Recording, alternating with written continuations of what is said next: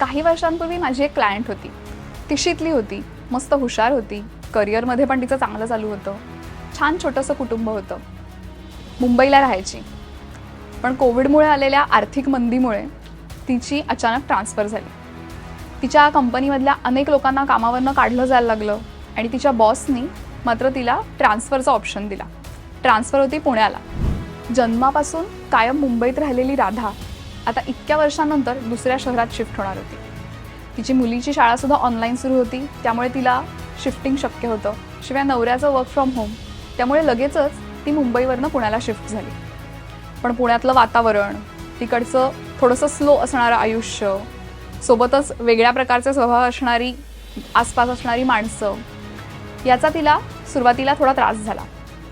काही काळानं बरं वाटेल असं तिला वाटलं, पण अनेक महिने गेले तरीसुद्धा तिला जमवून घ्यायला थोडं अवघड जात होतं. तिची चिडचिड वाढायला लागली होती. तिचं कामात सुद्धा फोकस नीट होत नव्हता. घरात सुद्धा थोडी भांडणं व्हायला लागली आणि तेव्हाच आमची भेट झाली. तिच्याशी काही काळ बोलल्यानंतर हे लक्षात आलं की तिने तिच्या आयुष्यात झालेल्या एवढ्या मोठ्या बदलाला खरं तर मनापासून स्वीकारलंच नव्हतं. अजूनही तिचं मन माझी बदली का झाली, व्हायला नको होती, मला मुंबईतच राहायला हवं होतं, अशा विचारांमध्ये गुंतलेलं होतं.